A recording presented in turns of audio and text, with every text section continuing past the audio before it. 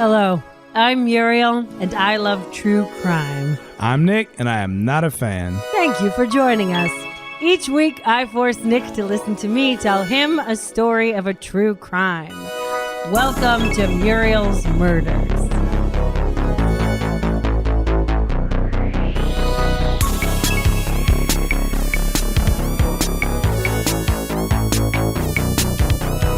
This week, we're headed to the 1980s, Biloxi, Mississippi.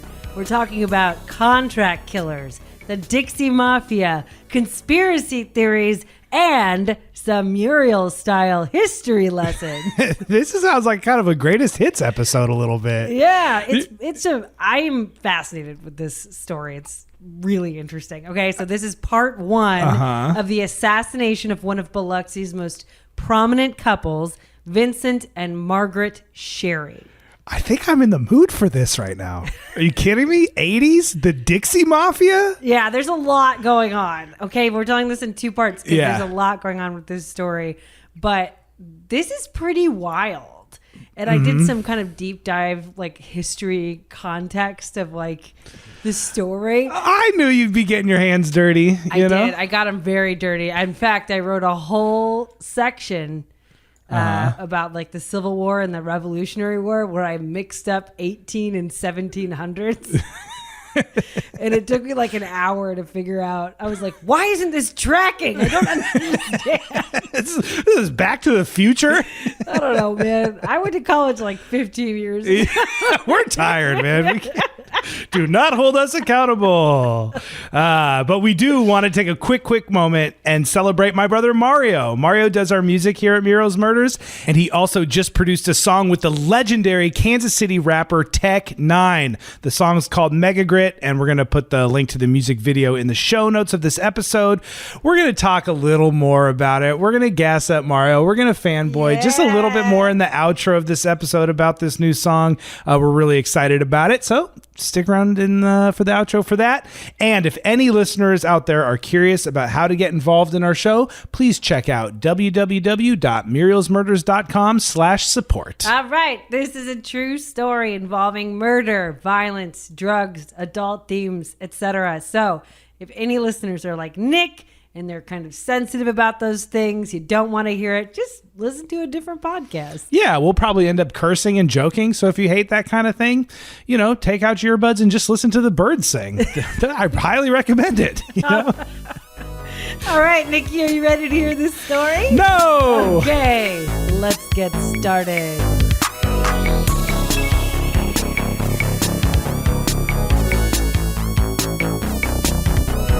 I just have like a little giddiness going on. Like, I don't know what you're going to say. I don't know where you're going to start. Today, my boy woke up and said he's happy for no reason. And you have been bringing joy to my life all day. I just have to tell you that. Yeah. Because you are just walking around with so many sparkles in your eyes. Well, let's see if some of that Muriel magic can come through and just quench this happiness, just stomp it out. Give me some murders, Hey, Muriel. listen. Make me suffer. If you're not scared about the murders, you'll be bored by the history. Okay, here we go. The year is 1987. Ronald Reagan is in his second term. The Unabomber is terrorizing the country, protesting the rise of modern technology. Prozac has hit the market for the first time, and the Bengals are topping the charts with their timeless hit, Walk Like an Egyptian. Okay, great. America, ladies and gentlemen. Every time you introduce any year in the 80s, it's always just all the weirdest stuff. Yeah, right. I love it. Yeah. So on September 19th, 1987. I'm 3 years old. Okay.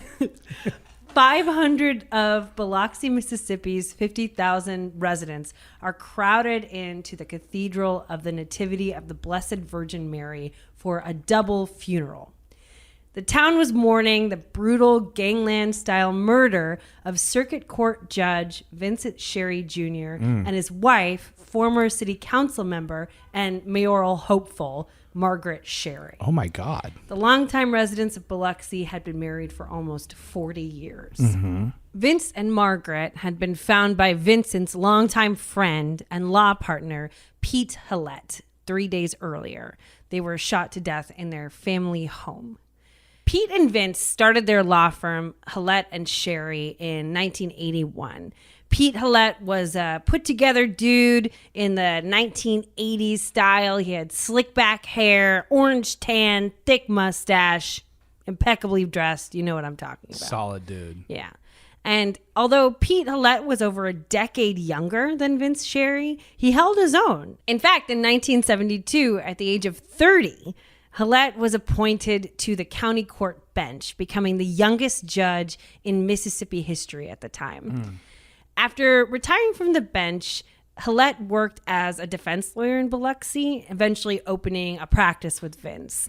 Hallett was also really close with Margaret Sherry and worked tirelessly on her 1985 campaign for mayor of Biloxi. He was there every step of the way. Yeah. Biloxi is sort of a famously small town, or it's very affordable, right? Like I've that name pops up in my modern day, I think, searches for like most affordable small towns in America or something. Maybe. I think if I researched that in depth, I would probably just stab myself in the eye with a fork. But maybe. Yeah. It's definitely like an old city. It's been Yeah. around for a long time, you Yeah. know, in terms of the like country. Right. Yes. Solid. Okay. And we'll actually talk a little bit about why it might have come up to the forefront in your mind later. Okay. I'm looking forward to that. So 3 days earlier, 3 days before the funeral, on Wednesday, September 16th, Vince Sherry was late for court. His staff couldn't get a hold of him, and they were getting super stressed about it. Vince and Margaret had taken the previous day off to take their dog for cataract surgery and visit their youngest daughter at college. And no one had actually seen the couple since Monday. By late Wednesday morning, after scrambling to get in touch with Vince Sherry, his staff ended up calling Pete Hallett to go check on the couple.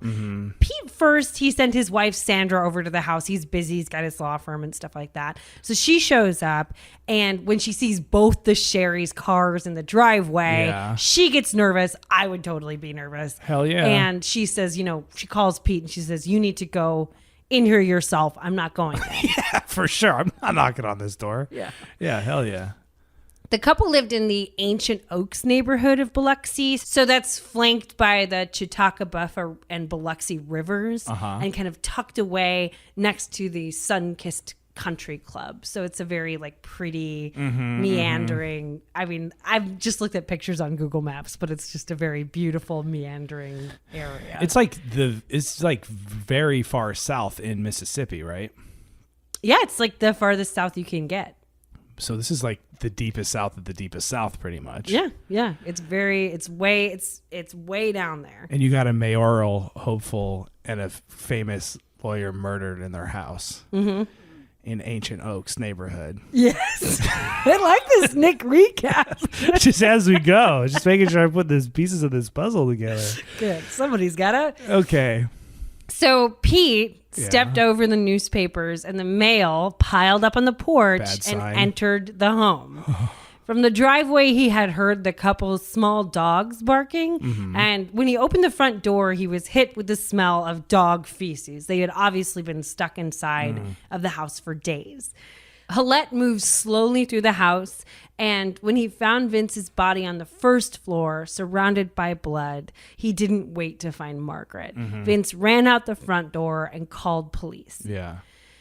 Vince and Margaret's 4 adult children were absolutely blindsided by their parents' murder. Oh my God. During the funeral service, their eldest daughter, Lynn Sposito, kept going back to these long phone calls she had with her politically minded mother. So Margaret, you know, we'll come to learn more about Margaret, but she was just very involved in the local politics and very riled up, right? She's always riled up about something, about corruption in Mississippi and how she was going to blow the lid off this town, you know, very involved, and it felt very dramatic, right? Sure, yeah, she's like a firecracker. Right.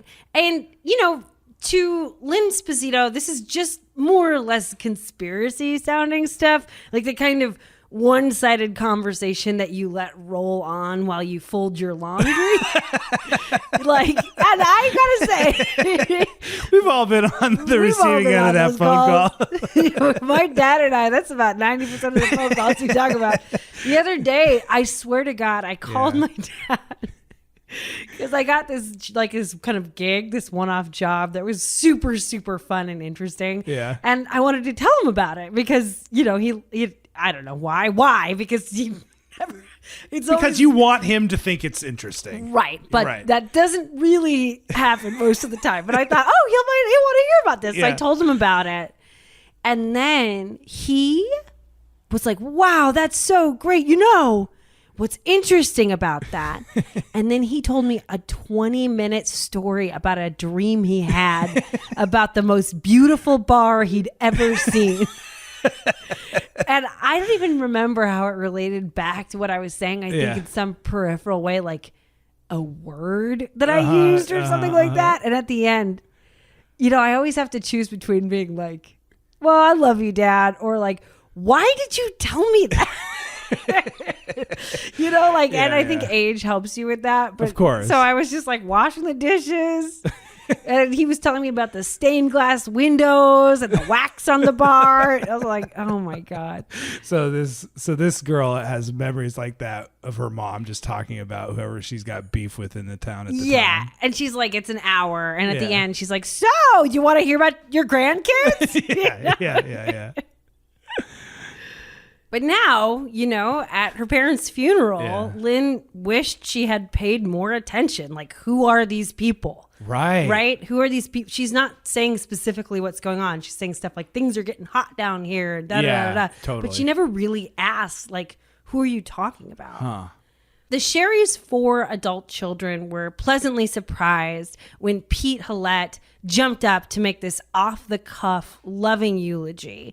It was something that was really heartfelt for everyone, and he wasn't scheduled to speak. Mm-hmm. They were only just a little bit put off when at the end, he also took the opportunity to hint as his intention to run for mayor in Margaret's honor and on her anti-corruption platform. Mm-hmm. So they were like, okay, dude. It also turned out that the eulogy wasn't actually that off the cuff.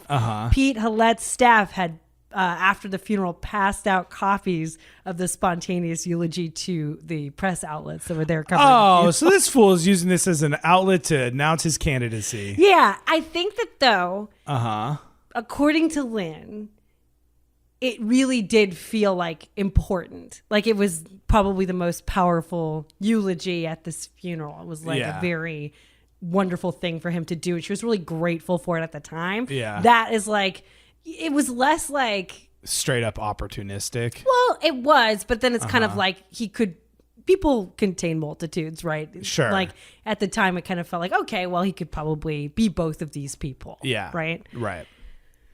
At the time, okay. God damn it. I always try not to tip my hand to you, but you're so sensitive. Yeah, so that's true. After the funeral and during the wake, the air was thick with rumors. A lot of them pointing to Margaret's political rival and the current mayor, Gerald Blessey. So Lynn actually recalls like a woman at the wake walking up to her and saying, honey, 75% of the people in this town believe Gerald Blessey had your mom and daddy killed. And the other 25% are related to him. Oh, damn. There's a lot of just people. I've never been to the South. I'm always like, people are so cool. Stuff like the best way with language. I know. That's amazing. I mean, that's also horrifying. It's amazing. Yeah, it's horrifying. It's horrifying. I mean, and also like so casually, Yeah, it's right. like, oh my God. And also in the 80s, Yeah. like during my life, this isn't like some ancient times. Oh, yeah. I was like, yeah. Salad. So Vince and Margaret had met at Western Kentucky University, where Margaret double majored in mathematics and art, which was actually pretty uncommon in that age for a woman to do and for a family to send their daughter to college. Well, and mathematics and art. Yeah. She's like brilliant in two ways. Yeah, probably. A lot of times like economics and math or art and like sewing or some shit, you know? Yeah. Damn. So they met. Margaret's parents actually briefly disowned her for marrying the Brooklyn-born Yankee, Vincent Sherry. Okay. But they did it anyway. They started their family.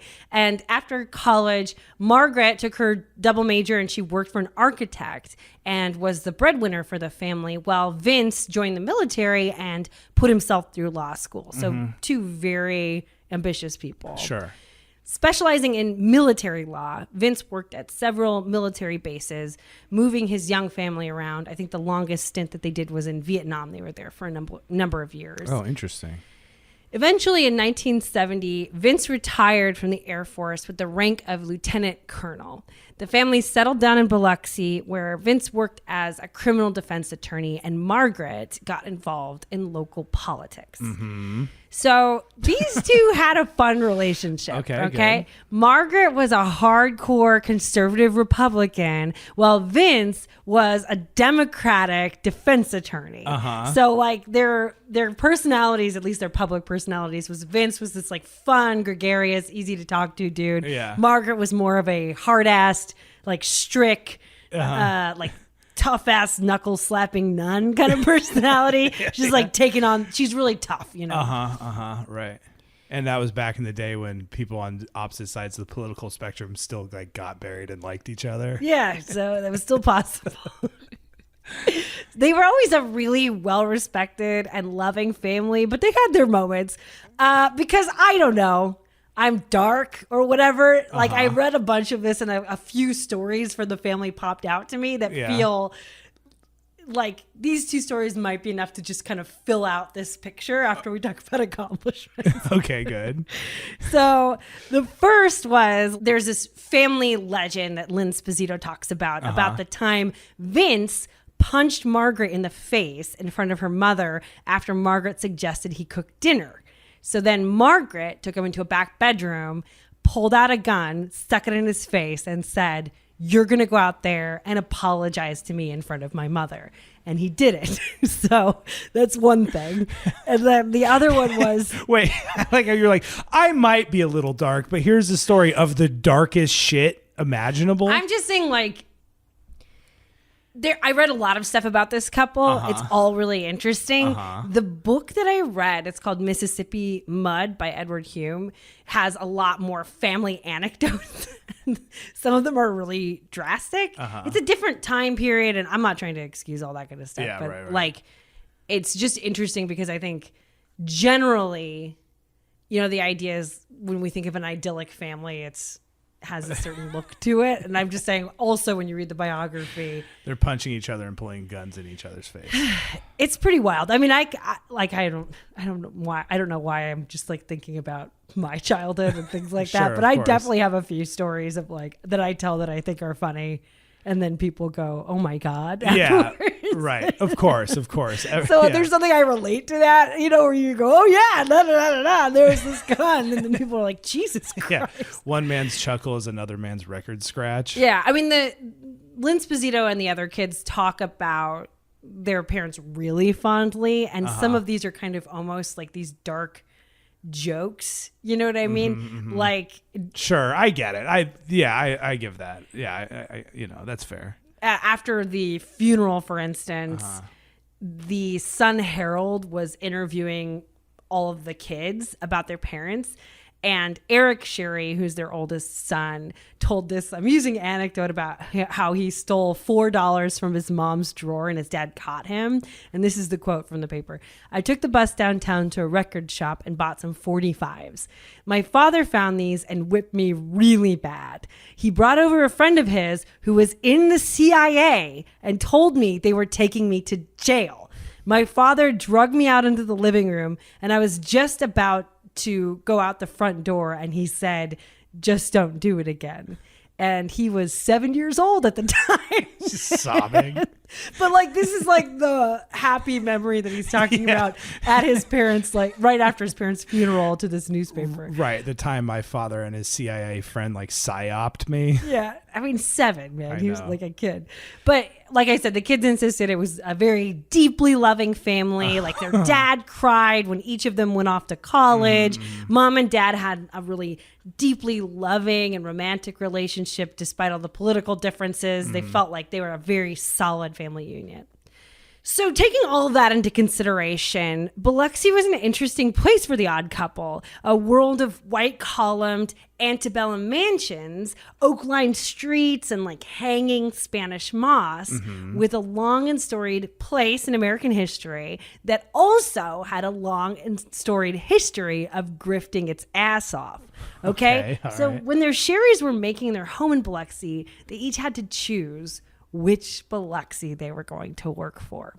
And we're going to talk about this. So this is the history lesson that I'm going to give you. Okay, I'm good. really insecure about it, but I'm just going to do it, okay? The 2 Biloxis. The double Biloxis. So in the heart of the city, there were these beautiful homes, grace and southern charm, supported by good Christian values. And then down, the furthest south you could go, on the strip of beaches lining the Gulf Coast, all that went out the window. There, along a strip of blacktop, were miniature golf courses, strip clubs, cheap motels, fast food and bars, neon signs, and prostitution and drugs. So it's a very different place, just blocks away from these homes. Okay. On the other side of this blacktop were artificial white sand beaches paid for with local taxes, and then an endless stretch of blue water from the Gulf of Mexico.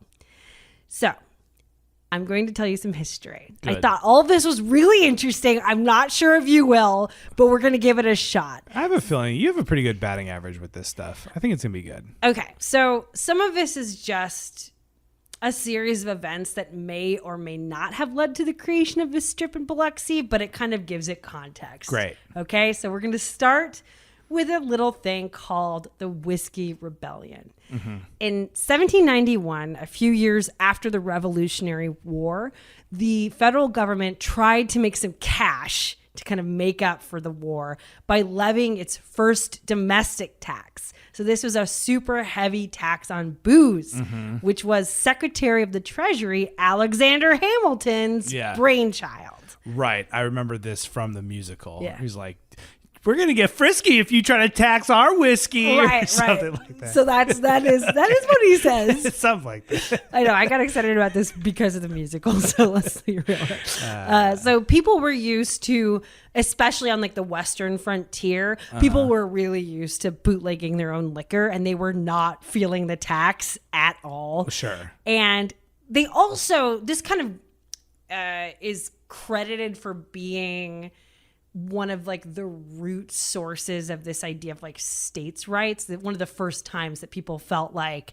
this type of taxation by the federal government was the slap in the face for states' rights. So that was the other thing that people were upset about. So, you know, people were not feeling it. They're like, we like making our whiskey and drinking our moonshine. And then the federal government was like, dudes, come on, we're definitely going to tax you. United States, bro, right? And that's how the Whiskey Rebellion came about. In I told you, I messed up all these things. In 1312. In 1794, 500 armed men in Pennsylvania attacked a tax inspector at his home. So this guy was trying to collect taxes on the whiskey. Oh no, the tax man got it. Yeah. So seeing this as the first real test of the new U.S. government, George Washington led a 12,000 man strong army to squash the rebellion. So he gets all the approval. He gets out there with his horses. They go to squash this rebellion. And before they get there, pretty much everyone had ran away. So they were gone. But they kept right on bootlegging. So they were like, okay, we can't fight George Washington. Yeah, right. But they really can't catch us, right? We're just going to keep doing it. Yeah. So this Whiskey Rebellion ultimately contributed to George Washington and Alexander Hamilton's Federalist Party losing power. Opponents of the booze tax backed Thomas Jefferson, helping him win the presidency over John Adams and leaving Hamilton and George Washington's Federalist Party in the dust. After being incredibly unpopular and almost impossible to enforce, the booze tax was repealed in 1802. So, in 1817, Mississippi became, this is where Biloxi is, became the 20th state to join the Union. And in 1848, the fishing industry in Biloxi was born. So we're cruising. Biloxi is getting, its feet wet in fish cannery. This is going to be a big industry for them. Yeah. Now, in 1861, Mississippi was the second state to declare secession from the U.S. and join the Civil War on the side of the Confederacy. Right. Fighting for expanded states' rights. Again, we talked about that in the Whiskey Rebellion. Lower tariffs, and then the right to enslave other human beings. Right, which they were doing en masse at the time. Mississippi had the third largest population of slaves in the U.S. at the time. God damn. So, in 1865, the Civil War ended with Mississippi obviously on the losing side. After the Civil War, Biloxi recouped its losses through the fishing and canning industry. So Biloxi became a seafood packing hub. Immigrants from Poland and then areas around Serbia, Montenegro, and Croatia came to work the industry, eventually developing this impressive network, like a good old boys network that still exists today. So Mayor Blessy, lawyer Pete Hallett, and some kingpins, notable kingpins of the Dixie Mafia, or what some would call the cornbread Cosa Nostra, were all distant children of this cannery empire. Biloxi became known as the seafood capital of the world in 1903, and so they're kind of cooking along, and it's becoming this big hub, right? Gotcha. Even though it's a small city, that's what I'm saying, is like it has made its name for itself in American history. Yeah. In 1908, Mississippi outlawed alcohol, and prohibition in Mississippi would last for the next 58 years. So weak sauce. It's like it was one of the first states to adopt it, if not the first. And then it was the last state to get rid of prohibition. Yeah. But that didn't bother folks on the Gulf Coast with open water and sea breezes in their hair. These folks, born from the Whiskey Rebellion generation, never really stopped bootlegging. Yeah. And as prohibition in Mississippi started over a decade earlier than the rest of the country, they got a big old head start in the bootlegging economy. Biloxi was already a shipping hub due to the fishing and canning industry. Yeah. So they were poised in a central position on the Gulf Coast where one could just import and export illegal booze pretty easily. Right. Eventually, the Biloxi shoreline became a national hub for illegal booze, gambling, sex work, and all of its attending joys and sorrows. The next big evolution of the Biloxi Strip started in 1941 during World War II. Okay, so this is when it kind of gets in the less esoteric, maybe this is why it happened, to the pretty much like how it happened. Okay, good. So in 1941, the U.S. government established the Keesler Air Force Base in Biloxi, bringing over 500,000 soldiers into a city with a population of around 50,000. So they're like, we need some mini golf courses. Are there any prostitutes? Can we get all of that right now, please? This, of course, provided an ideal clientele for gambling, booze, and prostitution on the Strip. By 1950, there were bootleg slot machines all over Biloxi. We're talking gas stations. We're talking grocery stores. We're talking, I don't know, the cheese shop. It's just all over the place. But when you say bootleg, you just mean like unregulated slot machines that are illegal. Yeah, got you. In 1951, the Air Force conducted a survey and found over 1,200 illegal slot machines in Biloxi, along with numerous organized blackjack and poker games, which were also illegal. The Air Force estimated that at the time, out of its $4 million payroll paid out to folks on the Keesler Air Force Base, 500,000, or about 1/8 of the total payroll, went to gambling debts. Air Force guys were selling their military gear to pay for debts and trying to strip cars. And after a few servicemen committed suicide related to gambling debts in 1951, the U.S. Senate held a hearing to try and address the issue. Oh, man. And again, here you might see, if you look hard enough and you're just listening to what I say, the spirit of the Whiskey Rebellion. So no one at the hearings from Biloxi even attempted to hide that illegal gambling was a huge source of revenue for the city and the state. Mm-hmm. The Senate was floored when they asked Biloxi industry leaders what the biggest income generator was in Biloxi. And they were all like, gambling, bro. Yeah, obviously. Said it.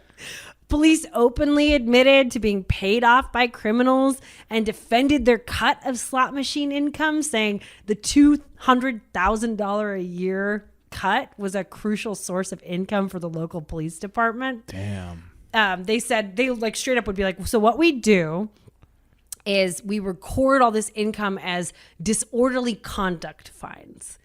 So they say okay, we're going to let you do it. We're just going to fine you. Right. And then each month, the chief of police would just make up a bunch of names and then record the fines under these fake people. And they're just telling the Senate, we're doing it now. We're going to keep doing it, dude. Yeah, right. What's the problem here?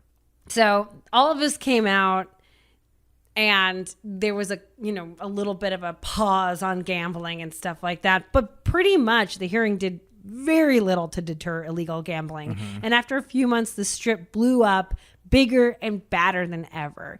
A serviceman could get an under-the-table wiener rub with the purchase of a $6 champagne glass filled with flat Coke. Neon signs went up and the criminal underground took hold. So this... Selling under-the-table wiener rubs.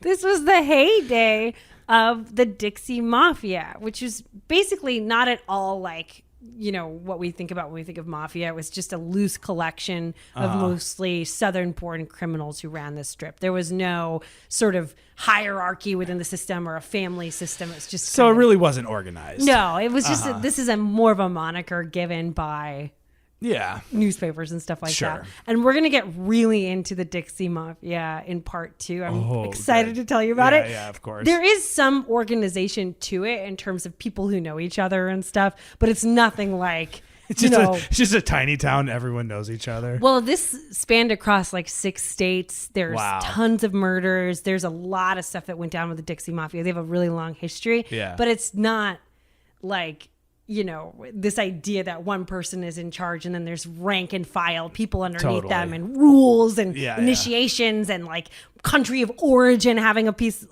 the pie. It's just a bunch of dudes sitting around being like, well, I'm going to rob this thing, and you're like, okay, I'll do it with you, So the strip was run by the Dixie Mafia, right? Yeah. So whatever that is, that is owned by the Dixie Mafia. Okay. So let's go back to Vince and Margaret. Now, while Margaret was horrified by the corruption in Biloxi, Vince and Pete Hallett made their money as defense lawyers for the people running the strip. While Margaret was campaigning for mayor as someone who would shut down the strip and run the cornbread Cosa Nostra out of town, Vince was in court fighting for their right to party. In 1985, Margaret lost her mayoral election by less than 500 votes to Mayor Blessy. The next year, with the help of Pete Hallett's political connections to the Mississippi governor and against the wishes of our new Mayor Blessy, Vince Sherry was appointed a state circuit court judge. The year after that, both Margaret and Vince were assassinated. So given everything we now know about Biloxi politics, there were lots of reasons to suspect that the Sherrys were killed either by a bad guy Margaret was fighting or by a dissatisfied bad guy Vince was defending. No chance that it was a good guy. Probably not. I mean, I don't know how many good guys are assassinating people in their homes. Murdering couples in their living room. Now, on top of all that, the murder also had all the hallmarks of a contract killing. There was no cash or jewelry stolen. There was no forced entry, no fingerprints. The shells found at the scene were from a .22 caliber weapon, a semi-automatic Ruger pistol. And this is a relatively quiet gun. It has the reputation for being preferred by people who do things like this, like contract killers.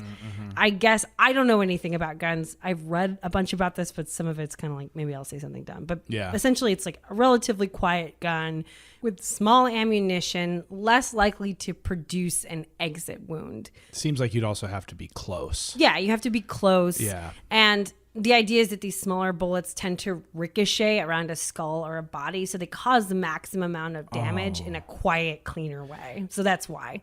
That is... It's pretty drastic. Yeah, that's I can't... Okay. Both Vince and Margaret were found with multiple gunshot wounds to the head in a double tap pattern, which is another sign of a contract killer. So a double tap pattern is 2 shots fired really close together. So it just has more of a likelihood of hitting your target. Yeah. Police found pieces of foam around the bodies, which indicated that the person who committed the killings used a cheap homemade silencer, something often called an Angola silencer at the time, after the habits of prisoners at the Angola prison. So that was... So like maybe the idea is he'll use a silencer, so because they were in different parts of the house, right? Because dude just saw the husband and left. Margaret was upstairs. Right. So you kill one, the person upstairs can't hear you, and not to mention neighbors or whatever. Exactly. And you at the time, silencers were illegal. I think maybe they're still illegal now. Yeah. But there's a way to produce a cheap homemade one with foam in a bucket or something like that. Yeah. I don't know. I mean, in Godfather 2, Robert De Niro just wraps his hand in like a dirty rag. Right. Or you can use a pillow. That's people do that. Yeah. And finally, the last thing that suggests a contract killing is the timing of the murders. So whoever murdered the couple more than likely knew their habits and schedules, because the murders occurred the night before they were planning to take off work and go out of town. This meant that the couple wasn't missed until 2 days after the murder. So the timing of that is like whoever did this either knows them very well or has been watching them. Yeah. So we're going to jump back to the fall of 1987, right after the funeral of Vince and Margaret Sherry. Yeah. After their parents' funeral, Eric Sherry and his sister Lynn Sposito stopped by their dad's old office to speak with Pete Hallett about all of these rumors they're hearing and whatever's going on. They have a lot of, anxiety about it, and they want to talk to their father's closest friend. I have to stop you on one thing. I'm so sorry. Her name is Lynn, and her last name is Sposito, or her first name is Lynn Sposito. She married a man named whose last name is Sposito, so that's why she's not Lynn Sherry. She's like 30. Her name is Lynn. You just keep saying Lynn Sposito. it's just making sure that wasn't some Mississippi magic that I just wasn't aware of. Sposito. That's gonna be the name of our first child. The first name. All right. So they stopped by their dad's old office to speak with Pete Hallett. Yeah. So the Hallett and Sherry law office was in a shabby strip mall in Biloxi next to a loan company, a welfare office, and a plasma donation center. Oh, so they're more like a kind of like a low rent Better Call Saul-esque operation. I thought they were like classy. Well, it gives you that impression, and I think they did make a lot of money, but there's a lot of stuff they were doing that was pretty, their clients are pretty wild, Yeah, right. Yeah, it sounds like Better Call Saul's offices. Yeah, the Dixie Mafia weren't like, I don't know, like Don Corleone, like sitting in a beautiful office with like mahogany wood chairs, skyscrapers, like overlooking the city, stroking their goatees. It's a whole nother of place. Course. Okay, good. So Hallett set them down in the dusty, quiet office and basically just told them to straight up stop worrying about conspiracy theories. It's like, they won't bring your parents back, and the best thing you can do is just drop it, mourn their loss, and just move on, go home. You're not going to be able to solve whatever happened. What? Right? They're like, can we solve our parents' murder, please? He's like, just take a nap. He's like, it's not going to happen. And Eric and Lynn definitely left that meeting disheartened, maybe with a little side eye. Yeah. And then they had to go on to interview with the police, to speak with the police. Now, the kids were wary of the Biloxi Police Department from the start because they all suspected Mayor Blessy had something to do with their parents' murder. And this is essentially Mayor Blessy's police department, right? So it already felt like they couldn't trust them. And now Hillette's telling them to go home. You know, it's feeling very weird, right? Yeah, for sure. In fact, there were so many rumors in Biloxi circling around the murder that Mayor Blessy actually held a news conference to specifically say he wasn't the murderer. Oh, no. Now, what most people didn't know at the time was Mayor Blessy was actually the target of an FBI investigation for like a completely unrelated thing. Yeah. Blessy had been trying to develop a part of the Biloxi waterfront using federal grants, but the funds somehow were misappropriated by the mayoral office along the way. And Margaret Sherry had been cooperating with the feds to bring charges against Blessy. So that was happening right before she was murdered. Yeah. And actually, a year later, in 1988, Blessy was indicted on conspiracy, extortion, and mail fraud charges, but he was ultimately acquitted. But the kids don't know this at the time. No, so nobody they're knows not like it. talking to the FBI and they're like, yeah, your mom was like helping us uncover this thing. Right. Well, they don't know this at the time. They don't know right? it at the time. Yeah. So Blessy was never connected to the Sherry case, but I just thought this tidbit was really interesting given Margaret's talk of bringing down corrupt bigwigs and blowing the lid off the town. So it was interesting given all of these conversations she's had with Lynn, you know, about this random dark shadow government or whatever. Yeah. You know? Even though it's not that random or dark, it's just the one government that's out in the open. Right. Thank you. But even before Lynn knew about Mayor Blessy's scandal, she had plenty of reasons to question the work of Biloxi law enforcement at the time. So there were like a kind of series of mistakes and mishaps. I'm just going to give you the overview of that. So Vince Sherry religiously kept an appointment book. It was kind of a running joke with his friends and family about how he would never leave the house without it. And if he did, you know, this is before cell phones. Right. If he did, he would make everyone turn around and he would go back and get it. Sure. And the police at first said that nothing had been taken from the house and it wasn't a burglary. And no one had checked to see whether or not his date book was missing. And it totally was. Yeah. So that was like the first thing that was a bit of a red flag for Lynn, because she was thinking, why didn't Pete Hillette ask about the date book? Yeah. Why didn't anybody ask us if there was anything missing? You know, that was the first thing we thought of, but the police hadn't really clocked it. Like they had just been like, nothing's missing, right? Before they knew nothing was missing. Right. And you can tell that it might have been really important, because if a killer wants to take the date book, the assumption is that there's something in the date book that could implicate the killer. Like, for instance, next Thursday, I'm having lunch with, you know, Mayor Blessy. Right. And, you know, he told me, you know, he wants to kill me. So, you know, he's writing all that in his date book. I mean, they actually did have dinner with someone that night and nobody knows who it was. Nobody can confirm it. They tracked it down to some sort of cafeteria, and the people at the cafeteria said, oh, we know that couple, they weren't in that night. Yeah. But they had specific contents in their stomach, some sort of salad from a restaurant. Oh, and they tracked down like, oh, this is the only place that has this kind of ranch dressing. They had fancy ranch that night. It was like garbanzos and raisins. It was one of those classic 80s like hell salads. Broccoli crunch or something. They're like, we know where they were. Yeah, right. So they kind of tracked it down, but they couldn't find it. But they know that they went out to dinner, and they pretty much suspect they went out to dinner with a friend. Yeah. And police were kind of losing things left and right. Police lost the whole ass briefcase of Vince Sherry's.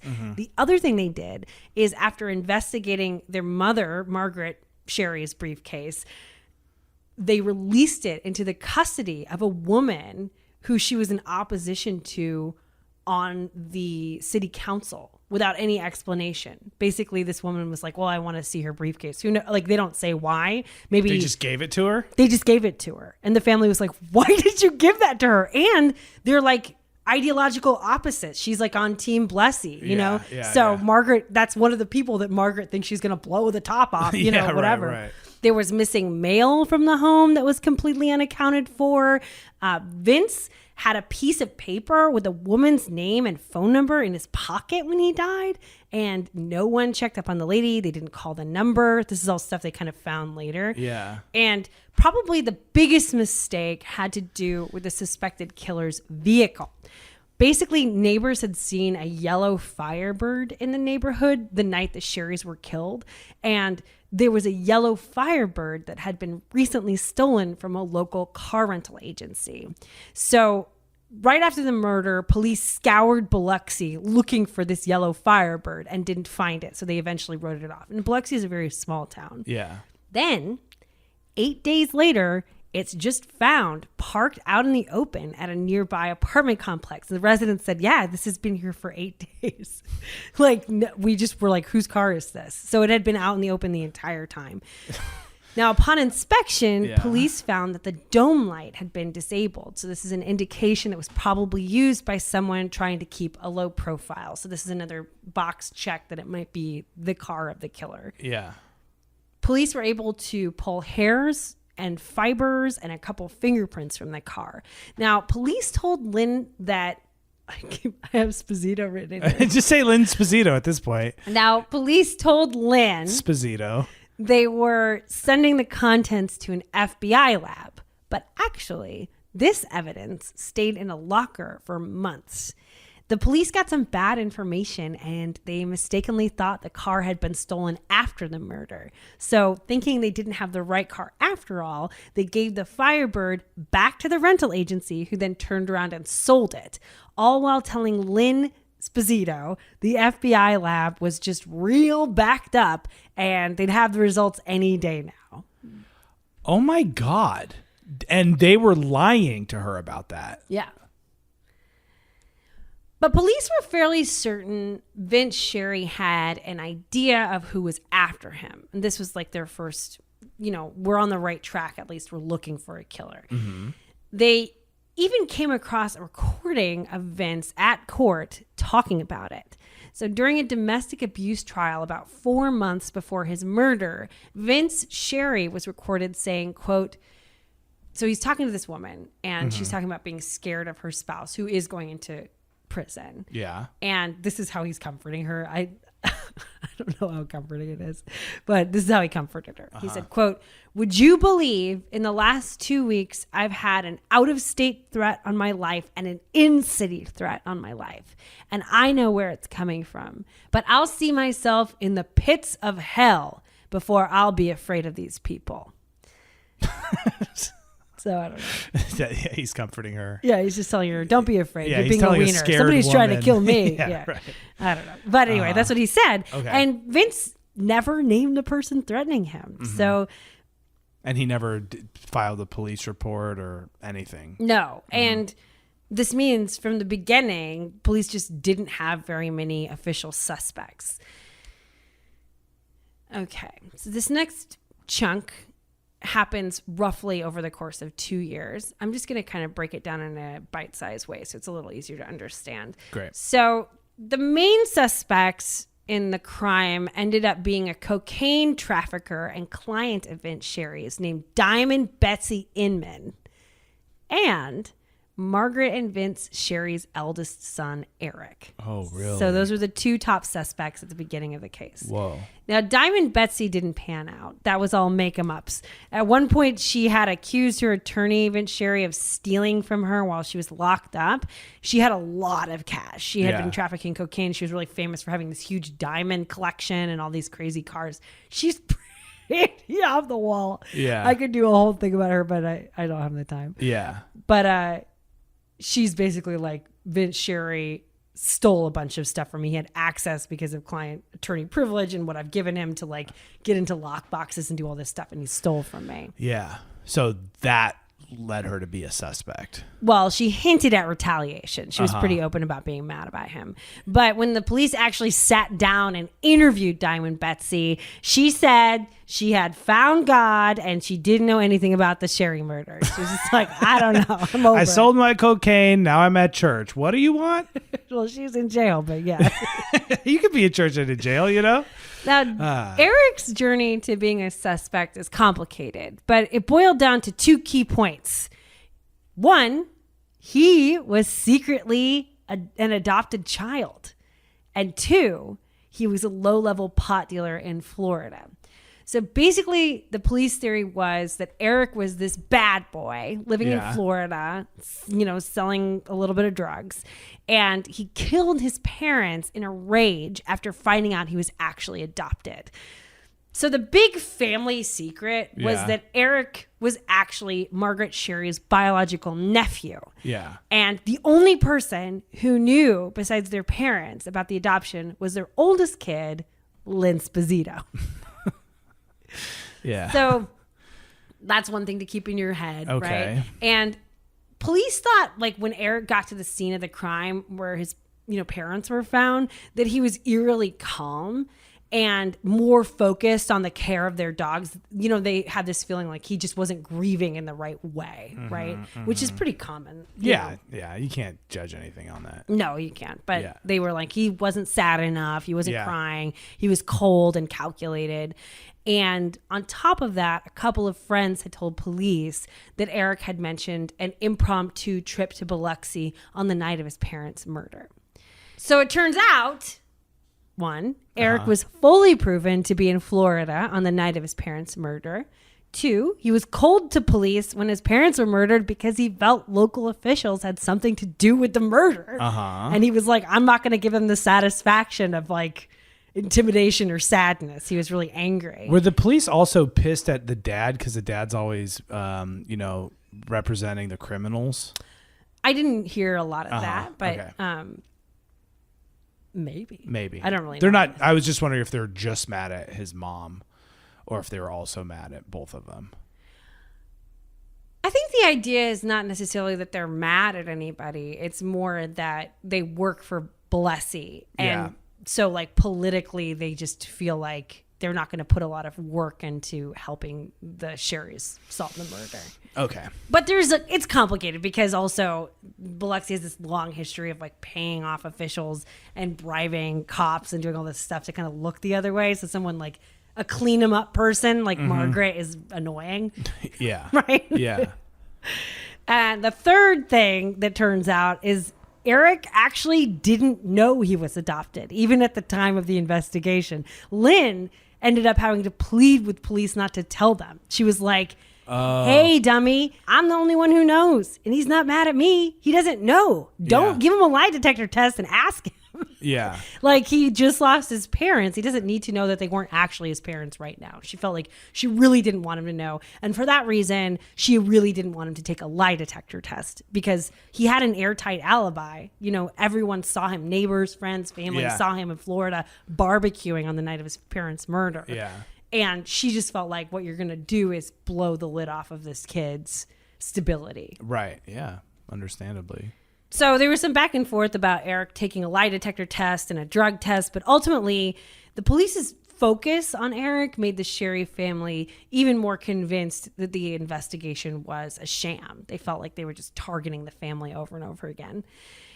In the spring of 1988, 6 months after Vince and Margaret were murdered, the relationship between Biloxi officials and the Sherry family became more openly contentious. Lynn started publicly criticizing the investigation and began receiving threatening phone calls warning her to just drop it. Eric Sherry joined his sister Lynn, and after some particularly edgy interviews with local papers, Mayor Blessy instructed the police to re-interview Eric and make him take a lie detector test, even though his alibi was airtight. So there's definitely some retaliation. God. What do you mean edgy interviews? Like people, they were just, from what I've read, they're just coming out and saying this investigation is bad. People aren't doing a good job. Like they're they're just being open about how they feel like that they're purposefully doing a bad job on this investigation. So they're like testy. Yeah, sure, you can use that. Edgy, testy. Yeah. You were like edgy interviews. I was like, were they like naked during the interview or something? No, they were just like putting a finer point on their dissatisfaction. Yeah, they were getting testy. In 1988, Pete Hallett addressed the public feud between the Sherry family and the Biloxi officials by telling the Sun-Herald that, quote, everything that has been said now has been said over and over again. Many people have said many things more out of frustration, disappointment, and anger than anything else. I don't think it's productive except to possibly allow some people to get rid of a little steam. This fool just keeps telling everyone not to have a problem. I know. And like, I know. And nothing has happened. You know what I mean? He killed them, right? Listen, dude. Or had them killed. So Hallett also, just by the way, by this time in 1988, had still not dissolved the partnership that he had with Vince Sherry and divided the assets. So that meant that Lynn couldn't settle the family estate. So she was like, can you please do this? Because we're trying to like pay for lawyers and do all these different things. And they can't settle the estate because this piece hasn't been done. Whoa. So the relationship between Hallett and the Sherry family was strained. Now, what Lynn didn't know at the time was that Biloxi law enforcement actually had a small break in the case in 1988. They found something weird in her father's law firm phone records. In the 9 months leading up to Vince and Margaret's murder, there were over 340 back and forth calls between the Louisiana State Penitentiary, otherwise known as Angola, and Pete Hallett's office number. Angola, as in the prison that's known for making these kind of foam silencers? Yes.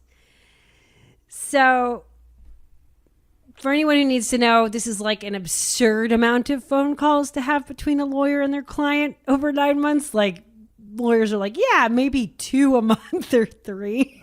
340 in 9 months is crazy town.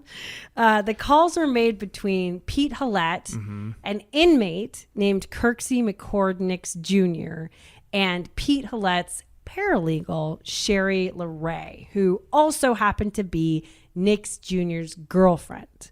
Hallett told police the phone calls were all business.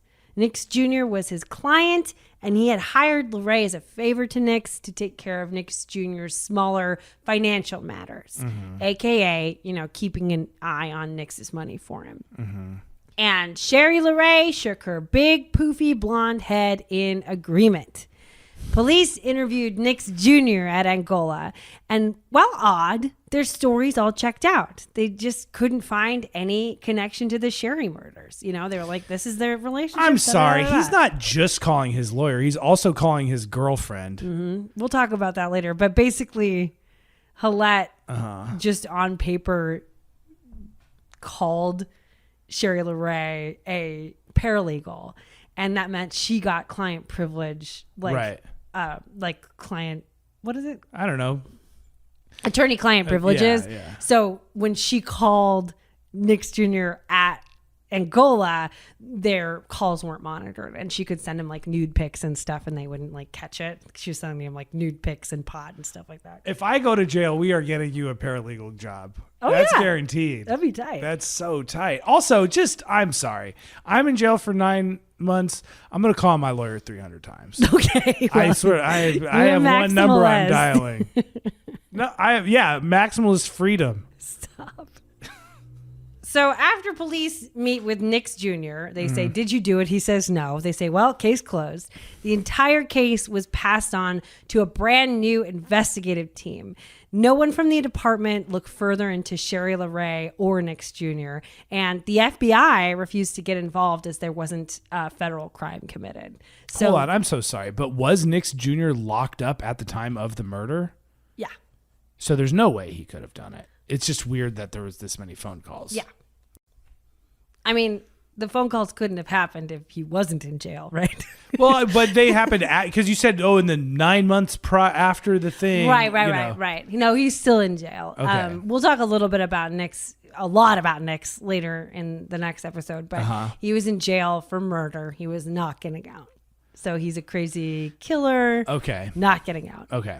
Very suspicious, but But locked up at the time of this particular crime. Exactly. Okay. So the case is passed on to a new investigative team. No one from the department looked further into Sherry Lerar, Nick's Jr. And, at the end of her rope, Lynn's trying to get the FBI involved. The FBI is refusing to get involved because there's no federal crime committed that they can see. Mm-hmm. So this new task force was assembled to help clean up this stagnated, potentially botched investigation in 1988. And this task force was not as robust as the first. It was comprised of a single full-time detective and kind of 2 helper guys. So the good thing about this is that this new task force seemed a lot more open to working with Lynn throughout the investigation. There was a lot of opposition. Lynn was really involved in the investigation to begin with, but they became more and more contentious and she got less and less information, right? And this task force did a few solid things. Like they were the one who caught the yellow Firebird mistake and told Lynn about it. And then like a few other things like, hey, this was a mistake, that was a mistake. And they're really transparent. It seems like one badass detective could bust this whole thing open. Yeah. Like give me a task force, but give me one solid MFer with 2 of his little helpers along, Yeah. If he needs a third, I'll be his little third intern, In November of 1988, the new task force told Lynn about the Kirksey Nicks Jr. and Pete Hallett phone calls. Up until this point, she didn't know about those phone calls. So they were like, hey, just by the way, your buddy, your family friend, Pete Hallett, has also just been investigated for these reasons. There's something fishy about this, but we don't understand what it could be. Now, in 1989, the next year, 2 major things happened. Pete Hallett became the 12th mayor of Biloxi, running on Margaret Sherry's anti-corruption platform. Right. Lynn Sposito, by the way, was clear he did not have the family's endorsement. And Lynn Sposito took things into her own hands and hired a private investigator. Rex Armistead was an ex-state trooper, bald, broad-shouldered, and tough. And he had a broad network of snitches at his disposal. Lynn Sposito financed her new PI, which I think by what I've read was $50,000. It was pretty expensive. Yeah, damn. By selling her family's story to Edward Hume, who eventually published the book Mississippi Mud, which is the primary source for our story today. That's a pretty badass hustle. Like, Yeah. okay, I'm going to sell our story here, so you'll have firsthand knowledge of how everything that's happened up to this point and how it unfolds, and I'm going to use that money to then solve my parents' murder. Yeah. And Edward Hume is an excellent writer. This book is fascinating. And it has all of these firsthand accounts. Plus, he just has this really great finger on the pulse of Biloxi. It's just really interesting to hear him talk about it. Right. And now she's got this badass PI. This is what I'm talking about. One guy. Yeah. All right, here we go. Okay, so like I said, the new police force was much more cooperative with Lynn, and so they ended up opening their records to Armistead. They said, go ahead, take them, see what you can do with this. Rex Armistead was drawn back to Pete Hallett, the law office, the phone calls, and Angola. Now, Kirksey McCord Nicks Jr. was a well-known figure in the Dixie Mafia. He was the son of a powerful Oklahoma judge, and his longtime mentor was strip club magnate and Dixie Mafia kingpin Mike Gillich Jr. Now, Nicks Jr. was serving a sentence of life without parole for murdering a man in New Orleans during a botched home invasion. Rumor had it that Nicks Jr. was running a scam out of Angola, netting hundreds of thousands of dollars. And based on the volume of phone calls coming into his office, Pete Hallett looked like he was involved in managing some significant amount of money for Nicks. What was the scam? Armistead went down to Angola, right? Yes. Not to talk to Nicks Jr., who I mean, there's a little blurb in this in the book, but basically he was like, yeah, you're going to ask Nick Jr., did he do it? And he says no. And you're like, okay, done. So he went down to Angola, not to talk to Nick Jr., which he thought was a dead end, but rather to talk to one of the snitches in Rex's network that he knew was involved with the Dixie Mafia in some capacity. Bobby Joe Fabian was in Angola for murdering a horse breeder. And while he knew he wasn't going to beat his sentence, he wanted a transfer out of Angola, a notoriously nightmarish prison. For a transfer, Bobby Joe was willing to spill some beans. Some beans about a nationwide scam involving sexy personal ads, a network of answering services, fraud, extortion, and excellent vocal impersonations, all perpetrated by Kirksey Nix Jr. and other members of the Dixie Mafia. Next week, we'll see the FBI get down and dirty and involved, do a deep dive on the Dixie Mafia, and answer the question of who killed Vince and Margaret Sherry and why.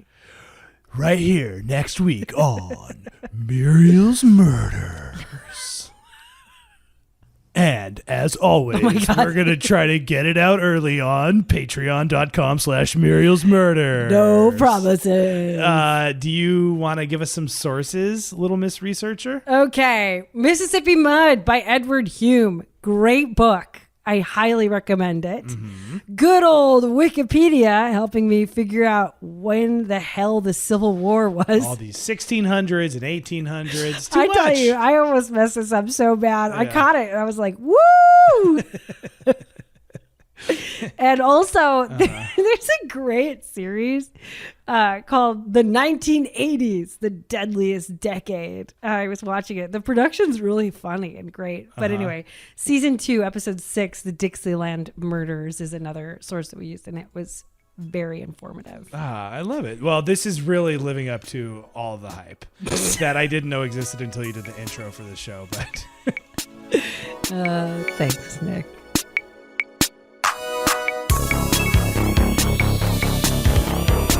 we love Mario's music. Definitely tune in to his new song with Joey Cool and Tech Nine. It's called Mega Grit. It's a high octane banger. Definitely good if you're working out at the gym or need to go for a run, get yourself pumped up. And if you haven't heard of Tech Nine, this is just why we're excited about it. I'm just bragging on my brother. It's very exciting to me. If you haven't heard of Tech Nine, he's been one of the greats since 1999. So we're very, very proud of Mario. And a little tidbit for all of our Patreon family who listen to the Mac Dre episodes. We do mention Tech Nine in that story, and in his verse on Mega Grit, produced by Mario Casalini, Tech Nine gives Mac Dre a shout out when he says peace to the Furley, because Furley was an alias of Mac Dre. Very cool. I'm really into this. Very good. So stream Joey Cool's new album. It's out on Strange Music.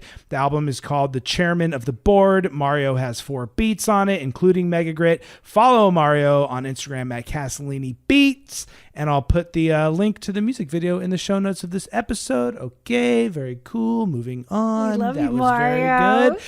We also love all of our listeners. Thank you so much for listening to Muriel's Murders. She did all the research, writing, and hosting. I did all the recording, the announcements about Mario's music, and etc. This podcast is recorded in sunny Los Angeles in our dark and very, very hot living room. To help support the podcast and to unlock exclusive episodes, you can sign up for our Patreon at www.patreon.com/murielsmurders. And like we said, we're going to try to get part 2 of this episode up on that site before it comes out next Wednesday. Quit hassling me. I'm not hassling you. I'm just telling the people, even if we get it done hours early, I'll put it up early on Patreon.